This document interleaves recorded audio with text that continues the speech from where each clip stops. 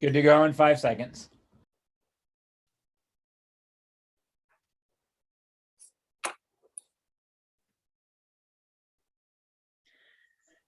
Okay, now starting the Thursday, November 4th, 2021 Mount Pleasant Planning Commission meeting. Mr. Kane, will you take roll? You're muted. Thank you. Just a reminder, please indicate your city, county, and state as I take roll. Commissioner Daly is absent. Commissioner Friedrich, Here, Mount Pleasant, Isabella County, Michigan. Commissioner Honig, Here in Mount Pleasant, Isabella County, Michigan. Commissioner Irwin, Here, City of Mount Pleasant, County Isabella, State of Michigan. Commissioner Kingsworthy, I am present, City of Mount Pleasant, the County of Isabella, State of Michigan. Commissioner Kostreva is absent. Commissioner Leash, Here, City of Mount Pleasant, Isabella County, State of Michigan. Commissioner Ortman, Here, City of Mount Pleasant, Isabella County, State of Michigan. Commissioner Rise.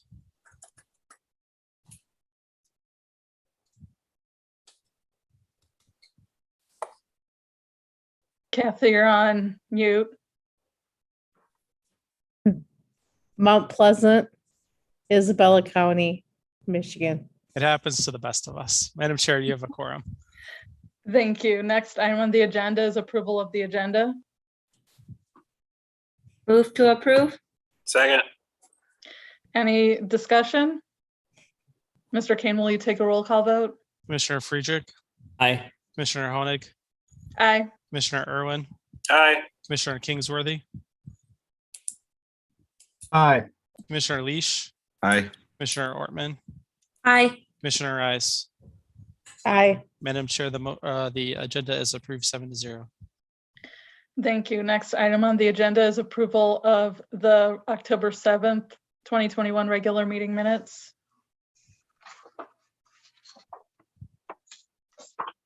Move to approve. Second. Any discussion? Mr. Kane, will you take a roll call vote? Commissioner Friedrich, Aye. Commissioner Honig, Aye. Commissioner Irwin, Aye. Commissioner Kingsworthy, Aye. Commissioner Leash, Aye. Commissioner Ortman, Aye. Commissioner Rise. Aye. Madam Chair, the motion passes 7-0. Thank you. Next item on the agenda is approval of the October 7th, 2021 work session minutes.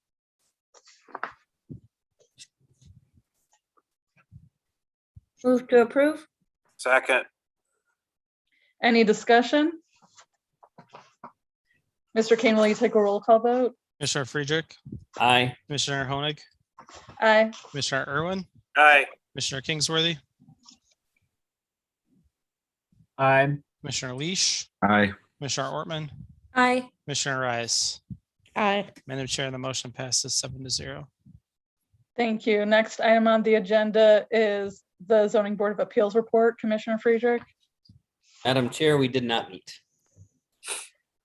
Thank you. And next item on the agenda is communications. Mr. Kane. Madam Chair, you have two communications this evening in your packet. Both are in regard to our second public hearing this evening. The first is from Jim Holton at Mountain Town Station. The second is from Michael Skanesny with the Department of Licensing and Regulatory Affairs for the state of Michigan. Thank you. And next item on the agenda is SUP 2118 and SPR 2116. Mr. Kane.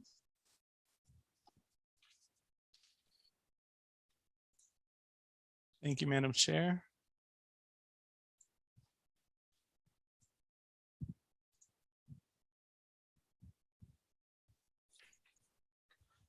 Our first public hearing this evening is a request for special use permit and site plan review for an adult use marijuana micro business.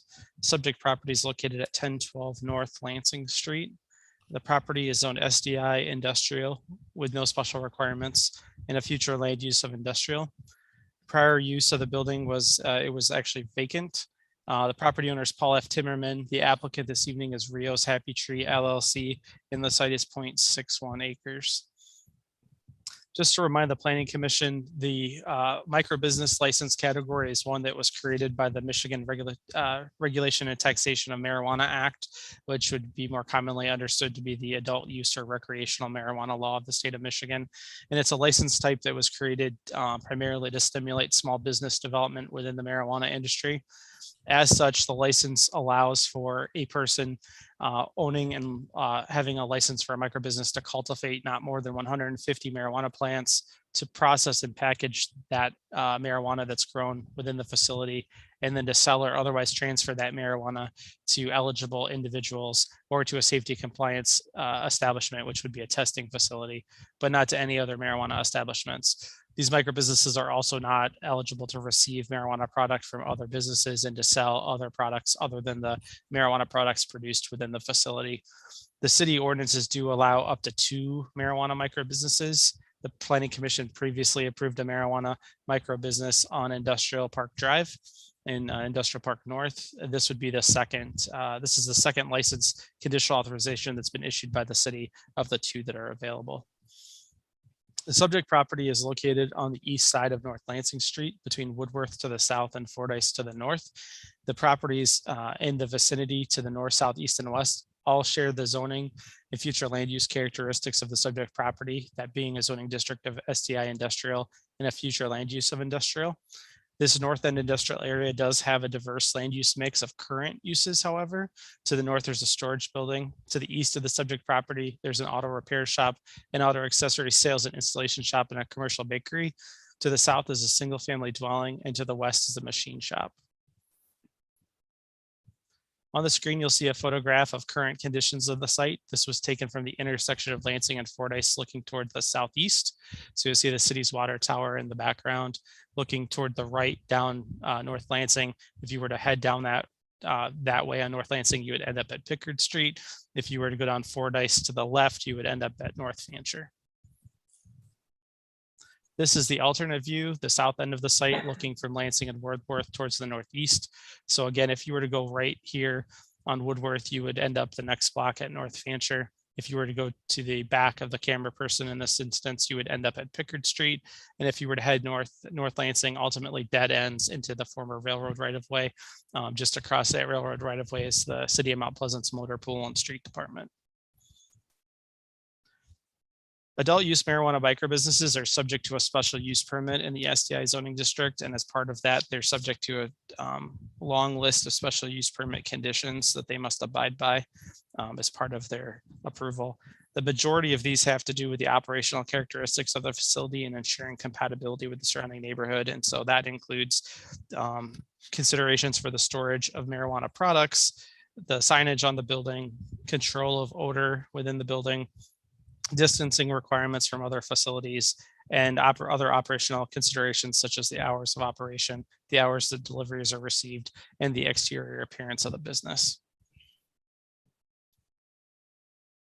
Just to run through the site plan real quick, the existing building on the property is 3,200 square feet. The applicant is not proposing any building additions.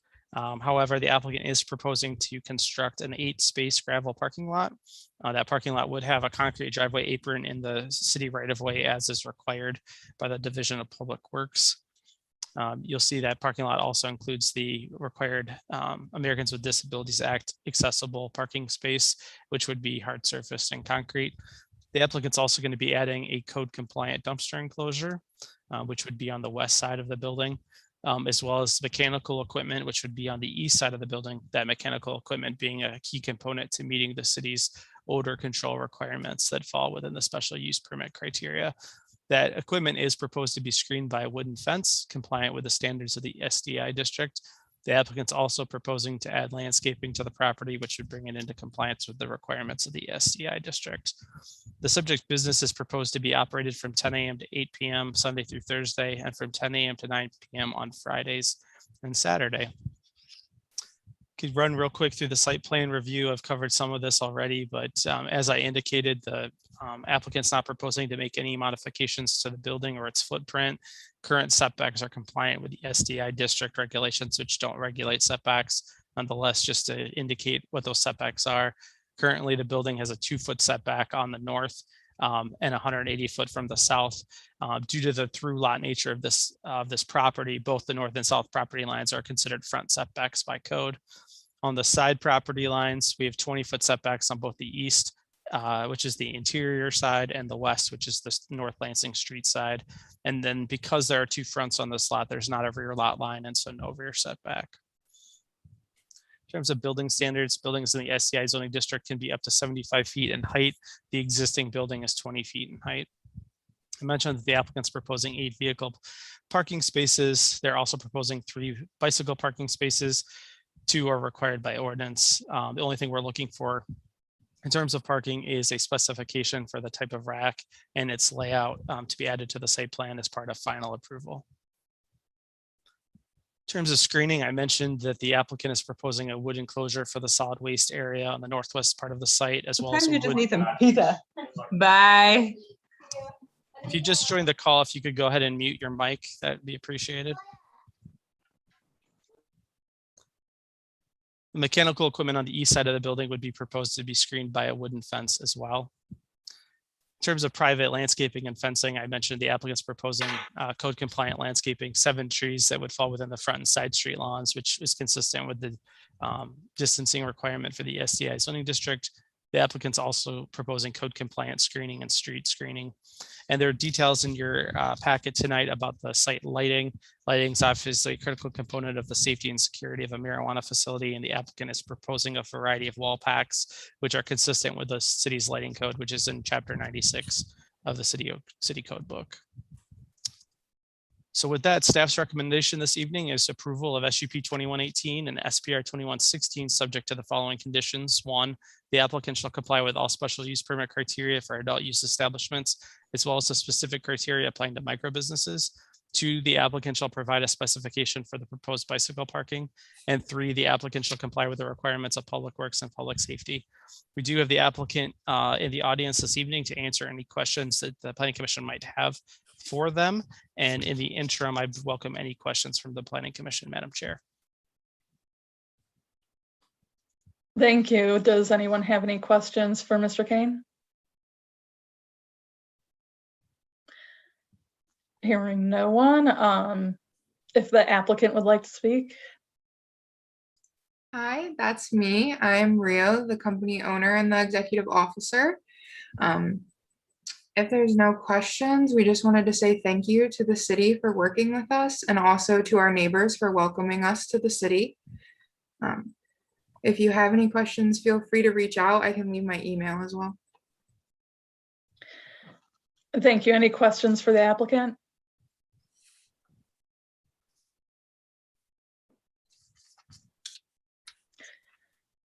Okay, hearing none, I'll open up the public hearing portion of this hearing. If anyone from the public would like to comment.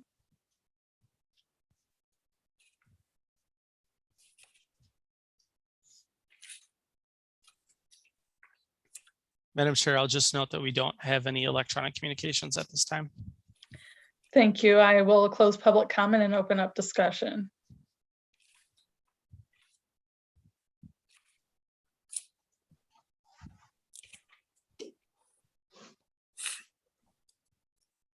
Anyone want to make a motion? Move to approve SUP 2118 and SPR 2116, subject to the following conditions. The applicant shall comply with all special use permit criteria for adult use establishments, as well as the specific criteria applying to micro businesses. 2, the applicant shall provide a specification for the proposed bicycle parking. And 3, the applicant shall comply with requirements of public works and public safety. Second. Any discussion? Mr. Kane, will you take a roll call vote? Commissioner Friedrich, Aye. Commissioner Honig, Aye. Commissioner Irwin, Aye. Commissioner Kingsworthy, Aye. Commissioner Leash, Commissioner Ortman, Aye. Commissioner Rise. Aye. Madam Chair, the motion passes 7-0. Thank you. Next item on the agenda is SUP 2119. Mr. Kane. Thank you, Madam Chair. Our second and final public hearing this evening is in regards to a request for a childcare center at 322 West Broadway. The subject property is CD5 urban center with no special requirements. It is located in the mixed-use high future land use area. The current and prior use is a vacant suite within a condominium building. The applicant is the Little Red Wagon Daycare, and the property owner is Central Michigan Developers LLC. You're all probably pretty familiar with this property, as it's the property that myself and Laura and Commissioner Irwin are currently seated in, which is the Borden Building, which contains Mount Pleasant City Hall, as well as offices for the Michigan Supreme Court. There is a suite of space within the building that is owned by the developer of the project, Central Michigan Developers, which has been vacant since the building's remodel in the late 2000s, and that the applicant is proposing to locate the child care center within. The property is surrounded by similar land use and zoning, primarily the CD5 urban center zoning district with a future land use of mixed use high. To the north of the Borden building site is Island Park, which has a civic zone designation and which has a parks and public spaces future land use. Land uses in the immediate area are mixed, as you might expect in the downtown area, including that public park, multiple family housing, office buildings, a grocery store, and multiple family housing. On the screen, you'll see a photograph of current conditions. And just to orient you a bit, for some of you, it may have been a while since you've been to City Hall. The vacant suite in question begins right about this area of this pole on the screen. If you can see my cursor, I don't know if you can or not. You can see my cursor. Yep. And it's going to run down here to this doorway. This door, the second doorway, is an access point into the Michigan Supreme Court offices. And so this is the view, the perspective from the main City Hall parking lot, which is on the north side of the building, looking towards the building and towards Broadway Street. The Chippewa River and Island Park would be to the back of the photographer in this instance. In this shot, this is taken from Broadway looking towards the south. And so again, you're going to see that the space proposed to be occupied by the child care center is primarily located here. If you've been in my office before, it's located right here. And so we're primarily talking about the central part of the lower level of the Borden building that would be utilized for the child care center under the proposed conditions. That vacant suite has a square footage of 4,719. The property at the Borden building includes a 130 space public parking lot. The applicant's not proposing any modifications to the property, only to the interior of the suite as part of the project. Child care centers are subject to a special use permit in the CD5 zoning district, and there are 5 criteria associated with that. The applicant meets 2 of those 5 criteria as proposed. There is one criteria that does not apply in this case, which is an outdoor play equipment criteria, and it's offset from residential districts, as there are no residential districts in proximity to the subject property. The applicant is, as part of the condition of approval, we're proposing that the annual inspection requirement and certificate of occupancy requirement be included in that recommendation, as we would in a normal case of a group childcare home or a childcare center. And then finally, the 5th criteria has to do with outdoor play area. Generally speaking, child care centers or group daycare homes are required to provide outdoor play area unless the property is located within 500 feet of a public park or school play area, in which case the Planning Commission may make a waiver of that outdoor play area. As I indicated earlier in reviewing the location of the property, it is immediately adjacent to Island Park, and the applicant has requested a waiver of that outdoor play area requirement so that they can take advantage of that public park space to meet that need. On the screen, you'll see a copy of the floor plan for the proposed child care center. You'll note that it includes 3 separate play areas, one for infants, one for toddlers, and one for preschool. Under the proposed conditions, the applicant would anticipate being in operation from 6:30 a.m. to 5:30 p.m. on Monday through Friday. So with that, staff's recommendation is approval of SUP 2119, subject to the following findings and conditions. 1, a public park is available within 500 feet of the subject property, and therefore the outdoor play area requirement is waived. And 2, the proposed child care center shall be inspected annually by the building official or fire marshal for compliance with current codes and be issued a certificate of occupancy prior to operation. The applicant, county marshal, is on the call to answer specific questions you might have about the operation of the child care center. And in the interim, I would welcome any questions from the Planning Commission, Madam Chair.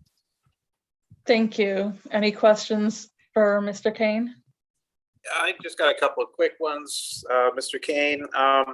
So you say that's part of a condominium arrangement downstairs here? The entire Borden building is a condominium, so the city owns a portion of space within the building.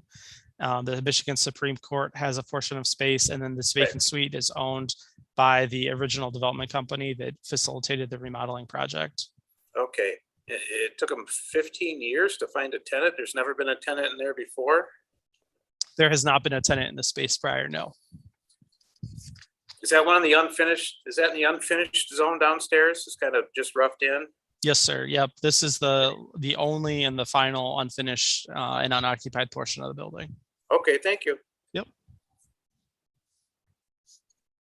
Any other questions for Mr. Kane? Mr. Kane, I don't know if this is the correct forum to ask. I'm just curious about the play area across the street. Is that across High Street there? Or I should say Broadway? No, the proposed play area would be Island Park, which is located immediately north of the Borden building. Right. Sorry. I don't No know. problem. I heard that and I kept thinking it's across the street. I don't know why. Thank you. No problem. Any other questions for Mr. Kane? Hearing none, if the applicant would like to speak.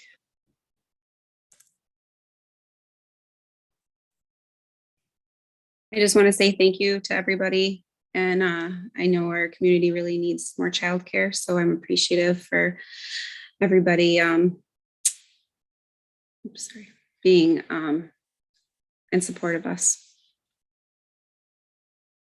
Thank you. Any questions for the applicant?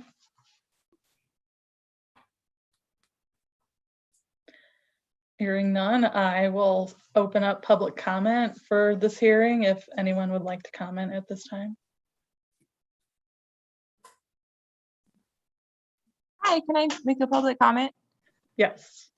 I don't know the formalities, but Patricia Young. I live here in Mount Pleasant or Union Township. I work at CMU, but I've been a parent, customer, but I would say parent, and also I feel like family member of Little Red Wagon Daycare for 8 years now, and another 4.5, 5 more to go with the spacing of my kids. So I feel like I'm a lifer of the Little Red Wagon Daycare, but I wholeheartely agree. Just, you know, if you have really young kids in this town, it is a challenge to find childcare, quality childcare, and then that combined, you know, not only will the center, I think, help more families, but it's not just like your stereotypical center. You have that kind of that family vibe. You know, this community, lots of families know Connie, lots of people know the Little Red Wagon Daycare, and I've had nothing but a great experience, myself included. So just wanted to throw that out there as a local citizen and also a parent of 3 young children that I would completely support and would hope to be one of her families at the center. Thank you. Any other members of the public that would like to comment?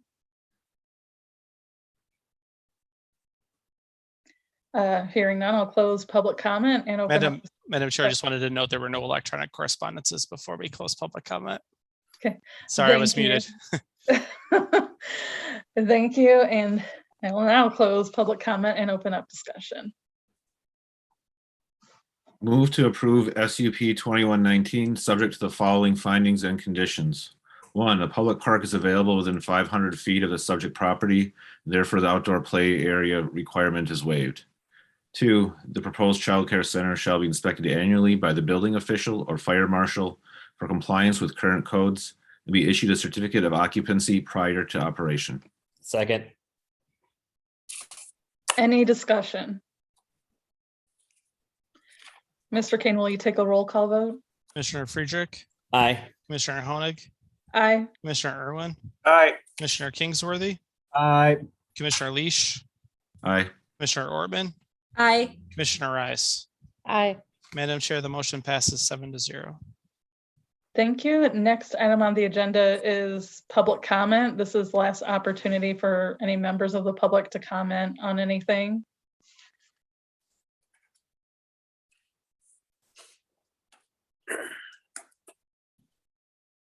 Madam Chair, we don't have any electronic communications at this time. Thank you. I will close public comment, and next item on the agenda is staff report, Mr. Kane. Don't have much this month. Have a few projects in the works. I'm not certain at this time if they're going to come in for December or January. So stay tuned. And I'll keep it brief tonight. Thank you. Anyone like to make a motion to adjourn to work session? Move to adjourn. Second. Mr. Kane, will you take a roll call vote? Commissioner Friedrich, Aye. Commissioner Honig, Aye. Commissioner Irwin, Aye. Commissioner Kingsworthy, Aye. Commissioner Leash, Aye. Commissioner Ortman, Aye. Commissioner Rice. Aye. And with that, we are adjourned to work session.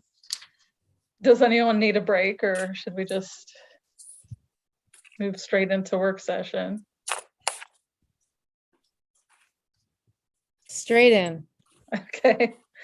Now starting the November 4th, 2021 work session for the Mount Pleasant Planning Commission. Mr. Kane? Thank you, Madam Chair. Tonight's topic we discussed at your August meeting in terms of reprioritizing your work session calendar. Back in July, the City Commission suggested that the Planning Commission review 3 items that had arisen regarding implementation of the city's sign ordinance, which I summarized in the memorandum that was included in your work session packet. And so tonight's work session, the intent is to find out if there's any interest from the Planning Commission on any amendments in relation to these 3 items. And if there are, we will draft those and bring them forward at a future meeting. We do have building official Brian Kench with us this evening, both because he is the administrator of the sign ordinance and issues sign permits in the city, and also because he acts as the staff liaison to the Zoning Board of Appeals. And so in order to bolster Commissioner Friedrich's memory as the ZBA crossover member, I invited Brian to be able to provide some additional context on these issues should there be any questions. So with that, I'll turn it over to you, Madam Chair, for discussion. Okay. Anyone have any thoughts or questions or suggestions? I do have a quick question. What exactly is a band sign? It's essentially a wall sign, for better or worse. So if you think about like a good example, if you think about Stadium Mall, if you're familiar with Stadium Mall, the signs that are above the businesses along Stadium Mall, where Big Apple Bagel and Tropical Smoothie Cafe and those other businesses are located, those are all band signs. Those Is that are all just a sign that lies flat against the wall? essentially, they would be on the front facade, they'd be over the entrance, and they'd be flat against the wall. And they don't stick out or protrude, and they're not a blade sign. Correct. Yes, sir. Okay. A blade sign would be located perpendicular to the facade of the building. These would be parallel to. All right.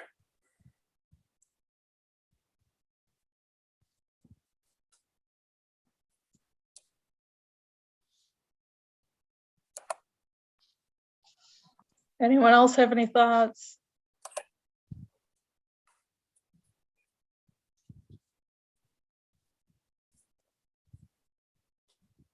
Well, the suggestion for the band sign maybe not being directly above the door, I do see that as a possibility in the future that could be an issue. So I'd be okay with us altering that in some way, that it does not need to be directly over the door. But for the most part, I think the sign ordinance has a lot of flexibility and a lot of options already. So I don't know if I really want to make a lot of other changes. Is there, if I may ask a question, is there any rationale to keeping a sign to 6 square feet in size? I think the intent, so you're specifically speaking to item 1, which is the signage on the rear of a building. So Right. Is that different from the size restriction for the front of a building?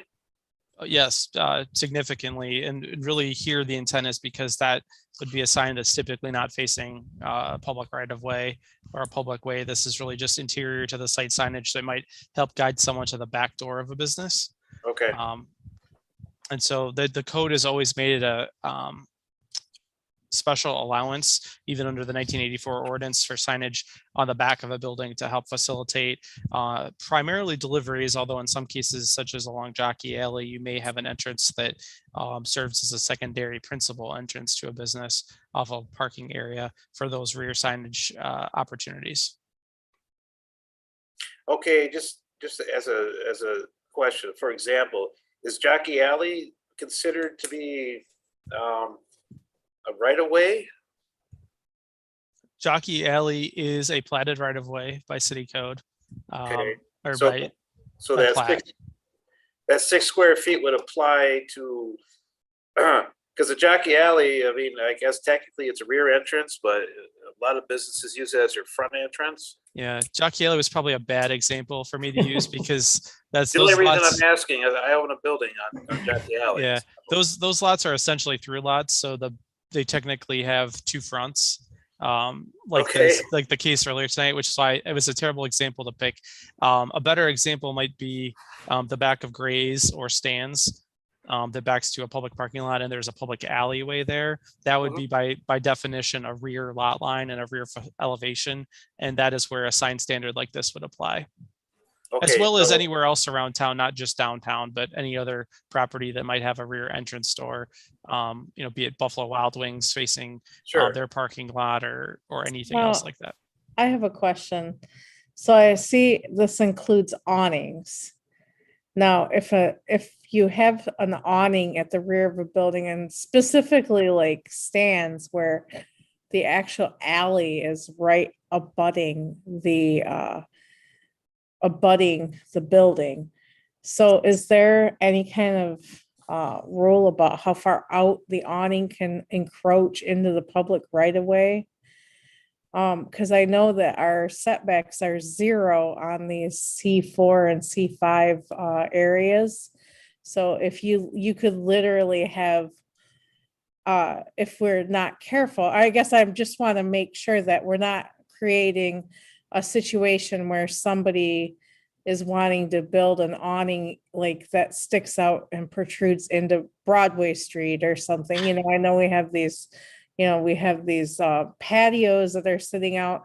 I think they're a great thing, but it does make it kind of difficult navigating through the road when you have like during lunch hour and things where people are walking and there's the things sticking out into the middle of the road. So is that covered on this? Let me clarify a few things. So the awning sign type is a sign type that's only allowed on the front facade of a building. So an awning sign type would not be allowed on the rear facade in an alleyway. Yes. At the rear, the setback requirement in the CD5 zoning district at the rear, where there's an alleyway present, is 15 feet from the center line. So that is not a 0-foot setback at the rear. Where there's not an alleyway present, it is a minimum of 3 feet. And the awning sign type does provide a depth and projection standard to ensure that the awning doesn't extend beyond the sidewalk area. Okay, that's all I care about. So Jacob, if a back door of a business needs to advertise, well, not maybe advertise, but just give an indication of this door belongs to this business. If they just had their name stenciled on there, does that qualify as a sign, or is there? That's a great question. So the specific sign allowance on the rear of the building would be a sign on the wall. The city regulates window signage, but not by permit. And you can put signage in any window up to 1/3 of the window area. Okay. And so if you had rear entrance doors that had glass in them, you could certainly add signage to those, such as the type you're describing. You could also, if you had windows on the rear of the building, advertise within those windows as well. This would just be specifically a separate type of sign that's affixed to the building beyond that allowance. And so that's the code created a number of new sign types that didn't exist under our prior zoning code. And most of those sign types are allowed to be mixed together. There's few sign types that aren't allowed to exist with other sign types. So for the most part, around town, when you see sign packages on new construction under this code, you're going to see just a small, most folks have elected to use 1 or 2 sign types when they might be allowed to have many more individual signs than they've chosen to use under the code. So I'm all for people being able to find the back door to a place, but I don't want to go crazy with signs in the back of buildings though. So I don't know, Yeah. whatever we can do that, because it's just a little plaque even that says, hey, this door goes for this business. I think the staff perspective is that generally speaking, when you're at the back of a business, you're probably in a private parking area. Yeah. And so you likely already know where you are. Okay. And these signs would help to guide you if, for instance, there were multiple businesses within a single building. But a 6 square foot sign should be sufficient in most cases, I would think, to accomplish that. Okay. Corey, somebody's trying to tell you that this meeting's going on way If too your cat has any feedback, you're welcome it She doesn't. during public comment.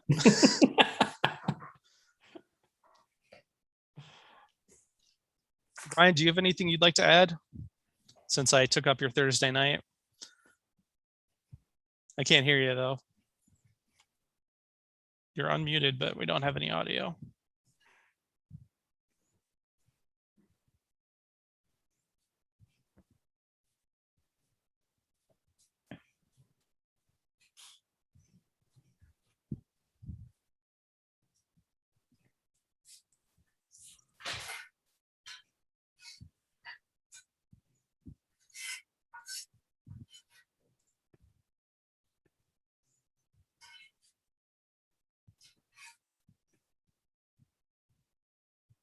No, I still can't hear you. It's audio issues night, I guess. Maybe there. You want to try to speak? You hear me yet? Yeah. Yes. Hey, ta-da. Well, we're all done then. So I think Jacob covered the issues that keep coming up for us. One of the Commissioner Irvin recognized the difficulty in some of our defined terms as far as band sign and wall signs. A lot of the folks that contact the office refer to those as wall signs, and so we kind of spent a little time walking them through our ordinance, get the new terminology that the city ordinance has adopted. But you did talk about different examples and in variations of sign types, and I think the Alta Beauty supply next to the Hobby Lobby probably did a nice job of exploring all the different variations of sign types. They've used blade signs, band signs, awning signs, as well as some of their window signage. So if you get an opportunity to look at that, they give you at least a good idea of what's possible under the current zoning. So.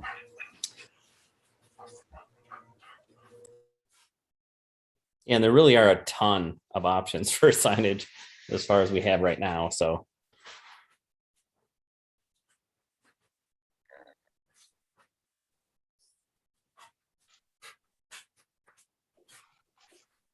Well, Madam Chair, I just want to confirm, Commissioner Friedrich had indicated some willingness to consider an amendment related to the band sign location language. Is there consensus around that if staff works on introduction of a amendment that would include some updated language on the location to provide some additional flexibility? I'm open to that. I don't, what about everyone else? I'm open to that, just as far as that part about the band sign, basically what Jake was just mentioning. As far as the overall discussion, signs are the principal building. I signs reluctant for us to spend too much time when there's, for I could tell, relatively few complaints or issues citywide out of all the signs that are out there. So to me, it seems like from the vantage point information I have, the signage ordinance is working pretty well. If there's little tweaks here or there, I'd be happy to look at those at a future work session and future meetings.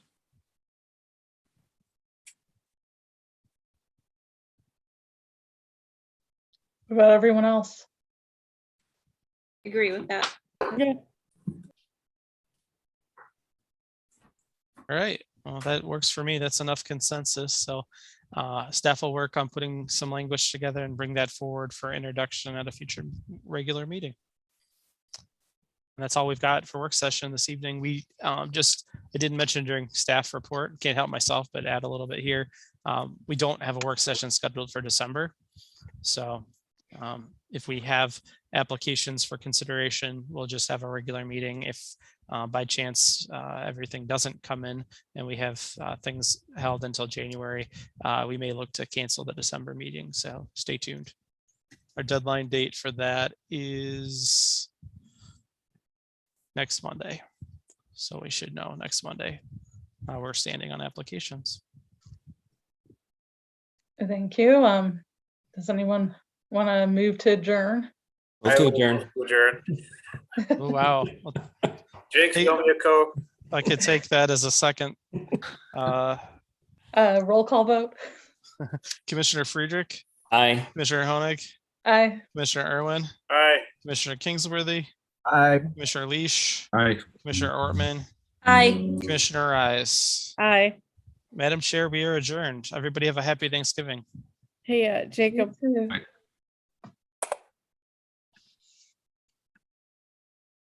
Oh, did he leave? Yeah. All right. Bye.